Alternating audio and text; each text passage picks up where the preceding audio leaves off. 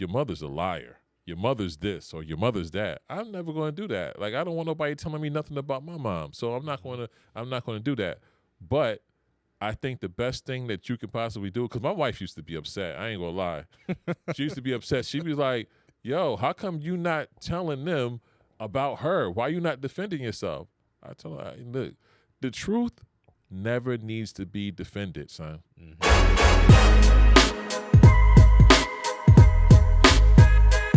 I don't know who, but all I know is somebody needs to hear this. So I think that whenever somebody says something that is out of pocket like that, you have to get on it right away. It might not change what their ideas are, or it might not change the hurt feelings of the person. Like it might not have changed how Liz felt when she had to hear that. Right. But Liz would have heard you right away. Check your mom like, we're not doing that. We not that's one thing we're not doing, because this is something that I'm trying to have. And I think that it would have established with your mother at that point in time, okay, he's serious about this. He not playing with this right here. So let me not do that again. Yeah, that's a good point. Like I said, hindsight, I should have said something right then and there. But I mean, I also was. I mean, I'm gonna keep it a buck. I was more concerned about my wife's feelings than whatever my mom was thinking. So at that point, it was more so trying to, let her know, yo, my mom's point is irrelevant. I don't care what she says. I don't care what she thinks. So my mind definitely was more focused on that than checking mom. But you're absolutely right. I should have said something right then and there and let her know, yo, you disrespecting me, you disrespecting my partner, and that ain't gonna fly with me. But like I said, just another building, stepping stone onto, like I said, things finally coming to a head. So then the next, and this is where things basically like just turn to shit. So we get to the next part where Honey finally gets sick, and she's in the hospital dealing with some, I think it might have been onsets. It was something mental, medically. So she's in the hospital, and I didn't have a car at that point. My car was in the shop, so I had to get up to Jersey, and I'm telling Liz like, can I borrow your car? And she was like, of course, And I asked her, you want to come with me? And she was like, it's a family thing. I don't want to intrude. That's your family. I can stay here, but I also want to support you. I'll go, but I also know like there's a lot of tension because your mother doesn't like me, and you don't talk to Chris. So I'm like, look, it ain't about them. It ain't about that. It's about Honey, and she just needs love and needs to be surrounded. So Liz comes with me. Me, Karan, and Liz get in her car. We drive to Jersey, and we get to the house. And as soon as we walk in the house, Mom, she says hi to me and Karan. She's hugging us, and she just looks at Liz like, yeah. So Liz is kind of like, look, I already know she don't like me, and I don't want to overstep, and it once again is a tense situation, so I'm just gonna stay quiet. I understand that, right? So we walk in the living room, and Chris is sitting there, and she's like, "What's up, guys?" And Karan's like, "Yo, what's up?" I ain't got nothing to say to you, so I don't say nothing. Like it's been years, and I ain't get nothing positive from you. I ain't got nothing to say to you, and of course, Liz follows suit. Like I don't know this woman. I know that her and Iran are beefing, and she disrespected him. Like I'm just gonna follow suit too. So then Mom pulls me in the bathroom, and she's like, "Why'd you bring Jay here?" I'm like, "That's not her name." "Oh, I mean, why'd you bring Liz here? You don't even know her name." Let's stop there for a second, because I have a question there, man, and it's not, the question probably isn't towards you too much. Maybe to anybody that's listening to this or whatever. Is that appropriate, right? If you have family members that don't deal with or not speaking to each other at that time, and then they bring around a new mate or boyfriend, girlfriend, whatever, should that person follow suit with the person that they came with? So if I walk into a house and I'm saying hi to everybody except for one person because I don't deal with them, and I brought my girlfriend with me, should my girlfriend also be like, oh, well, he's not speaking to her or him or whatever, so I'm not going to speak either, even though this is the family home? Like that's interesting to me. I try to put myself in somebody else's shoes, and I'm pretty sure that had to be very awkward for Liz. It was very awkward, and then also, like I said, if you know Liz's personality, she never wants to overstep. She doesn't want to come into a situation where she knows, okay, well, I know these people don't like me. I know that, you know, there's some tension. And of course, my partner is beefing with this person. How do I look by walking up and being like, oh, well, you know, Ron don't talk to him, but I'm going to say hi. And then it's like, or are we going to have a problem because I talked to her? Yo, is she already going to be rude to me because I'm with you? Like, it was just a awkward situation, and I understood Liz's position. But it's a good question. Maybe some people look at it different. Like I said, man, there's a lot of estrogen running around there, man. I mean, yeah. Like I said, it was a very awkward situation. So I understood Liz's position. I think some people will. Some people might be like, nah, I got the other way. So then, basically, to kind of like speed ahead, the whole weekend we're kind of, you know, rotating in and out of hospital. Everybody's always, you know, there, and then we swapping out and whatever. So then the last night we there, me and Liz go upstairs. You know, we're in separate rooms. We're trying to get some sleep, and I might have dozed off for a few minutes, and I wake up and I hear loud voices. And this is where I'm hearing Mom and Chris downstairs talking shit about us. They like, yo, why he bring that white bitch here? Yo, don't they know that this is a family situation? He didn't need to bring her. Yeah, they both rude as fuck. And I'm like, I know I'm not hearing this. And if I'm hearing it, she's probably hearing this. Yo, here we go again with the shit talking. And then I was like, maybe I'm tripping, but then I knew I was listening right, because then I hear Karan say, yo, like, y'all talking kind of loud. Like, they probably gonna hear y'all. Yeah, we want them to hear us. Oh, it's that kind of time. All right. So at that point, I knew I was done. And I was like, all right, we gonna dip out here in the morning. So we spent the last morning with Honey, you know. Again, you had the perfect opportunity to address all the bullshit right then. Your mother and Chris should have been checked right then. Like, listen, I don't know what the problem is, but the way that y'all talking real reckless. Now, if this is what y'all wanted to be, this is what it is. But I'm letting you know right now, this is the person that I'm with. You're not going to disrespect her again. Like, that's two situations that you kind of left that you should have, as the man in the house, basically, should have addressed that right away. For one thing, I think that, and I don't know how Karan felt about it. I don't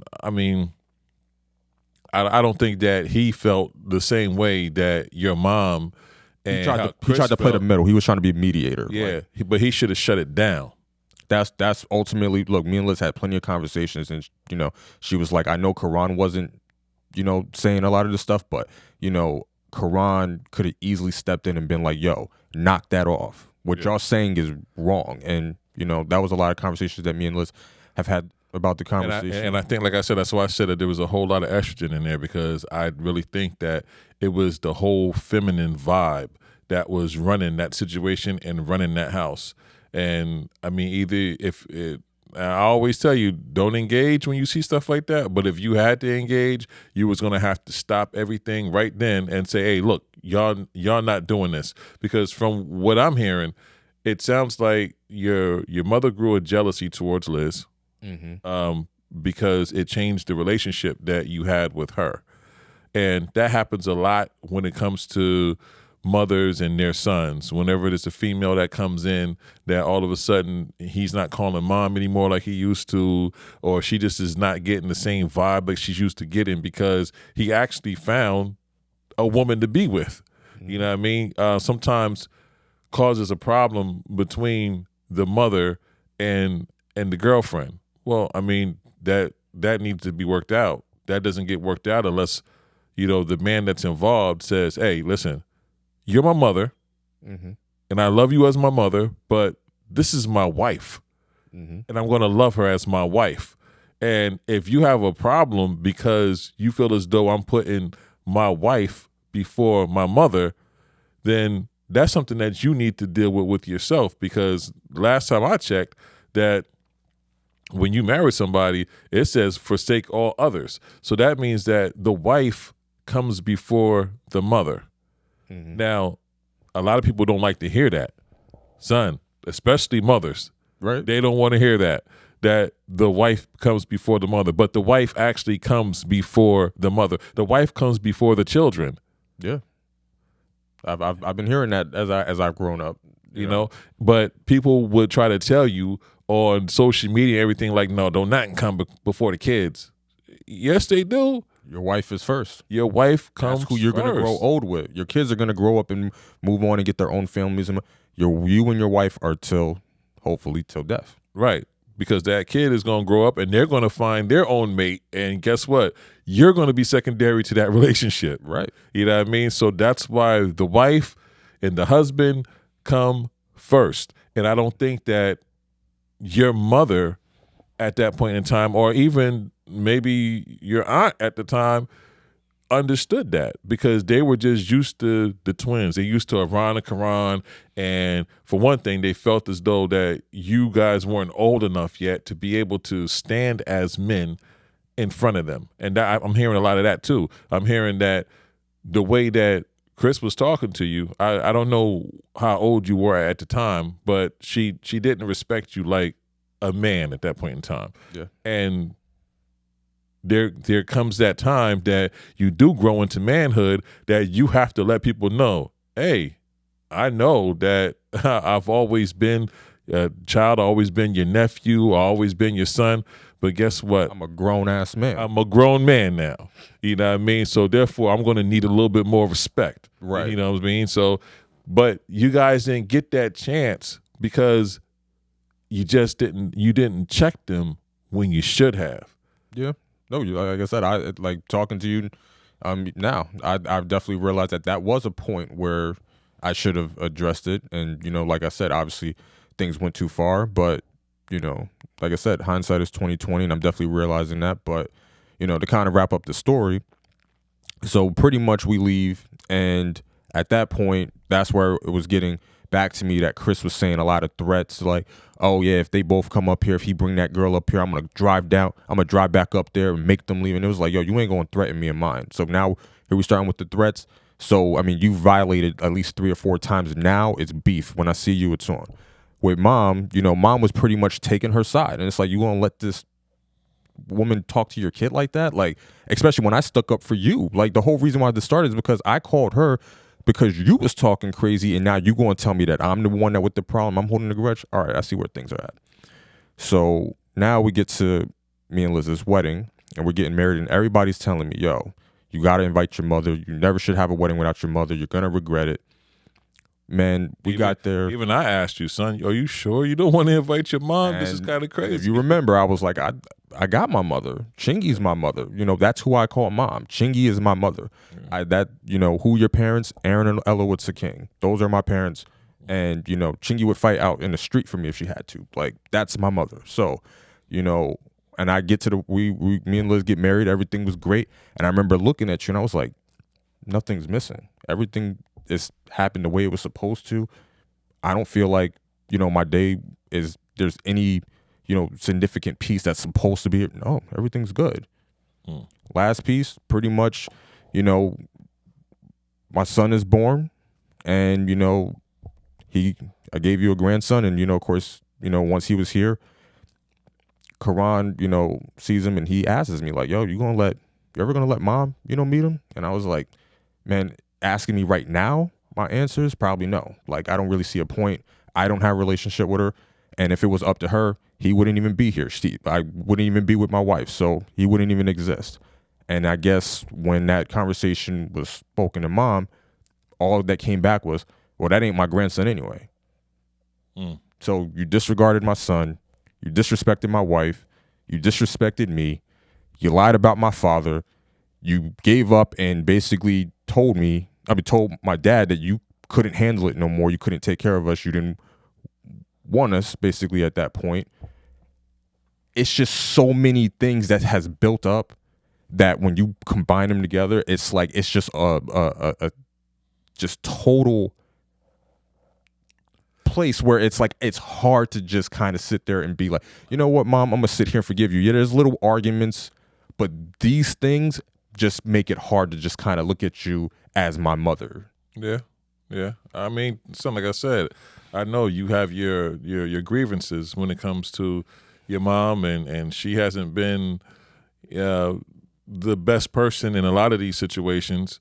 I mean, but she's still the only biological mother that you have. So I do hope that one day that y'all can get this shit together.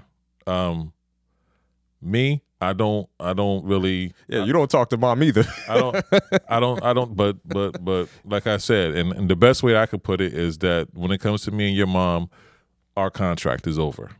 And our contract is over because you guys are grown. There's no reason for us to talk about anything, because everything that we would have to talk about would be centered around you and Karan.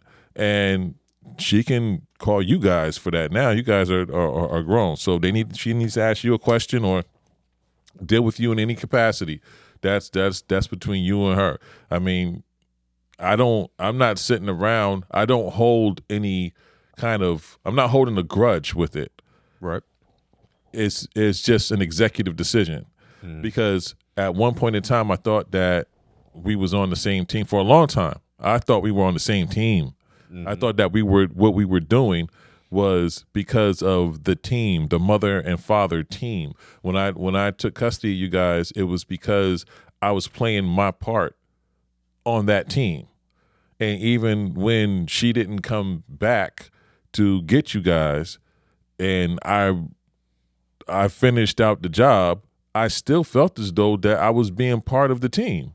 Like, okay, so you never got your shit together to the point that, you came back to get custody of them. So I figured it out all the way to adulthood, all the way from elementary school, all the way through college. I figured it all out. And whenever you needed to come see them, I figured that out too. Because you didn't have any money, I sent you money, came up seeing them because they need their mother in their life. But me thinking that I was part of this team was just a facade. You know what I'm saying? It was just a facade, because when I found out later from my children that, yeah, she don't really like you like that. She says that you not this and you not that. And I was like, really? Because I'm the person that said, all right, I got this. I got us when it comes to this. I got us. So the whole time you kicking my back in, are you serious? All right, I don't have to be mad at you for that. I don't have to drive myself crazy, insane, because I felt as though that I was treated the wrong way, or not so much as me, but, and you'll see because you have your son now, right? When somebody makes such an effort to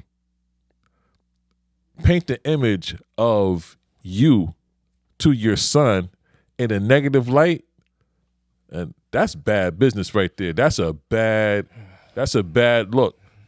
But I kind of know why she did it. She did it because of her own failure, son. And now she's to the point that I don't think that she can walk it back. Sometimes, and that's what I wanted to tell you as far as the things that's been done by her that you have your grievances with, like, she can't walk any of that back. Like, can you imagine her saying to you at this point, like, you know what, I was wrong for all the things that I said about your dad, and, he did this and he did that. Like, it's just too much to walk back at this point. But the facts are what they are, right? The facts is that I raised you guys. Yep. The facts are that I've always been here. I've always been a positive influence to you. I didn't have you in the streets.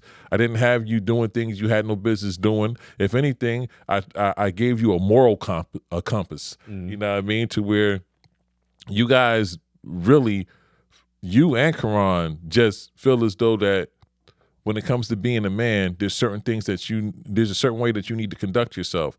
And I admire that. I look at both of y'all and be like, man, I can sit back and admire my sons, because they are two men with a moral compass that I don't have to worry about. It's like I don't look at you guys and be like, man, this guy is screwed up, man. I don't know where he's going in life. Nah, I feel like, yo, I raised two good dudes. You did a good job.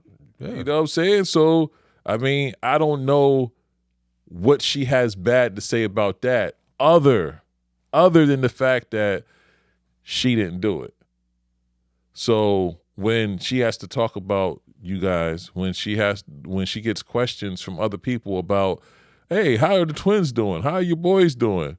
Oh, they're doing fine. They're with their dad. That's the only thing she can say is that they're with their dad. Yeah. Yeah. I think that definitely affected her to where only thing she could do is destroy your character. It was like, yo, I gotta beat this dude down. I gotta tell my kids stories about him to kind of take that light off of him. I have to write a book talking about my pain. Yeah. and I gotta twist the story in a way to where I'm the victim. You know, even though you're saying, look, some of these things, son, did not happen, or they happened, but not that way. Right. She had to twist it in a way where it's like, I'm the victim. And a lot of my hardships are because of your dad. Mm-hmm. And as I grew older and I'm hearing these stories and I'm reading these things and, you know, listening, it's like, yo, a lot of this stuff don't make sense. I'm also, you know, a 32-year-old man. I've had situations and relationships where I'm like, I know what my dad means when he's like, I wasn't with her. We weren't together. How'd I cheat on her? Never with her. But like I'm telling you, son, who was around to check? See, that's here's the thing. There was nobody ever around to check her for that. Yeah. I never checked her for it, for one, because I didn't know that these were the things that she was saying. My kids weren't going to check her because you're going to believe everything that your mom is telling you, because you wouldn't think that your mom would send you down a road like that, trying to make you dislike your father, which is just crazy. Even if all the stories were absolutely true coming from her, I still think that to share certain things with your children about their father is a terrible thing to do. Let me figure it out on my own. Don't tell me that. Right. So that's crazy. And I just think that there has to be other problems going on there, son. I mean, like I said, you mentioned the whole thing as far as her wanting to self-harm and all these other things that she have on. It just sounds like there's mental health issues going on there, for one. Mm-hmm. And I don't think that I think it's very hard to judge someone that is experiencing or is exhibiting mental health issues. Mm-hmm. And anytime, you know, you have her getting jealous over your wife, you have her wanting to victimize herself when it came to being a mother, and I mean, to the point that you took time to write a book about all these things. I think that there might be some mental issues going on there. I mean, I wouldn't be surprised, but I mean, the thing about it is, like, you know, you have a son that believed you and, you know, tried to stand up for you, and you ultimately then looked at, okay, well, I'm telling my son I'm about to do this to myself and whatever, and then when he sticks up for you, then and your sister goes off on him, she's right. But these are the kind of situations that we're talking about. Yeah, but mental health. Yeah, but yeah, I think that needs to be addressed. And if nobody is sitting down with her, and because who's left? If nobody's sitting down with her and saying, "Hey, you know, we might have a problem here. Maybe we need to get some therapy because it seems like you have some things going on." Mm-hmm. I don't know if she's surrounded by people that will do that. Yeah, I don't know what type of group of friends that she has around her, if she has any. I have no idea. But I think somebody needs to say, "Hey, you know, I care about you, and you might want to get this checked out." Yeah, and look, I mean, I'm sure she has her side. Like I said, you know, she got her book, she got her side, you know, but this is my truth, and this is how I feel, this is how I see things, and, you know, I understand that, you know, it's not the best way to live, to walk around, you know, getting mad all the time, and, you know, and cutting people off, and, you know, that's not something that I can sit here today and say, like, that's what I want to continue doing. I understand that has its cons, burning bridges and stuff like that, but, you know, and I've actually been working on trying to improve that. You know, I'm definitely trying to, like I said, you know, anger management. I've definitely been reading self-help books and self-therapy, and, you know, talking to you whenever I need to, calling you up when, you know, I'm struggling, talking to my wife. You know, I still go to the gym, you know, 6 times a day. I mean, definitely trying to make that progress. So, like I said, who knows down the line? Like, people always ask me, you ever going to What is it? Hurt people? Hurt people? Yeah, hurt people, hurt people. So you definitely want to stop that trend from going on, because like I said, your son is going to pick up on a lot of things that's going on with you, and it's crazy because even as an adult, you don't always think that. You think that, oh well, my child is oblivious to what I'm going through or what I'm doing or this, that, and the other thing, and no, they're not. Your child is a sponge, so they soak up everything. So if you're an angry individual because of things that happened to you earlier in life, and you might not think that you're showing that you have become this angry individual, your kid knows. He's picking that up. He might not be able to say the words or be like, "Dad, you're angry." He might just mimic what he sees you do. You know what I mean? And that's how we teach our kids. And a lot of parents don't realize that the kid, no matter what you tell a child to do, that child is going to mimic you instead of doing what you tell him to do. I'm seeing it now. So instead of you being like, hey, yeah, I want you to do this and I want you to do that other thing, they're going to look at you and be like, yeah, nah, I'm going to do what you doing. Yeah. You know what I mean? So if you want your child to conduct themselves in a certain way, you have to be doing that if you really want to teach them that. And I hate that so many parents nowadays, they don't realize that. They don't realize that you have to be the example. You can't do one thing and tell them, no, but this is the right way to do it, but don't look at me over here. No, that's not the way it works. You can't go, well, I'm going to live my best life and run out and do all these things and not be responsible, but then still raise my kid to be responsible. No, they're going to pick up either they're going to hate you for the life that you live and do the opposite, or they're going to mimic exactly what you're doing. Yeah, and I think that's kind of the point with me is like, I can't imagine me doing half the stuff that she did. Now, look, like, I'm not perfect. I know as a parent, I'm going to make mistakes. I'm going to mess up. But I think it's hard for me to look at some of the stuff she did and be like, yeah, I understand that. But like I said, different situation, different time. I'm definitely trying to break that trend. And like I said, being also aware of how I am and being comfortable in that anger is definitely something that I'm trying to fix and harness. But, obviously, it's going to take time and growth, and I'm definitely still working on that. But also at the same time, I do have a full life. I have, a fulfilled life. And like I said, I've already mentioned all the things going on. So it's also hard to find, a place for her to where I feel like, okay, well, you can come back in, but and the effects will be minimal. No, I have a lot of stuff going on where, you coming back in, at least at this point in my life, doesn't make sense, but who knows when. That's right. Well, and it's not about her. Sometimes it's about you. You're pretty sure you done heard this a million times, son. Forgiveness is not about the person that did the deed. The forgiveness is for you. Because what happens is that when you don't forgive somebody for something and you harness that negative energy because of what somebody else did to you, well, it affects you some kind of way too. So you might want to just forgive her to the point that you're allowing yourself to let it go. You're allowing yourself to let it go. Like, I'm not forgiving you for you. I'm forgiving you for me, so I can let it go. Yeah, we'll see. Hey man, like I said, I'm here for it, son. I'm just trying to help you along with the things that I know, and hopefully, my goal is not to, I'm going to get him to be speaking to his mother again and stuff like that. My goal is to make sure that you're doing everything that you're supposed to be doing as a man. Mm-hmm. And I know that forgiveness is definitely part of it. And I'm not saying that everybody should be forgiven. There's certain things that you can do to a person that I can see, like, yeah, I can never forgive you for. Mm-hmm.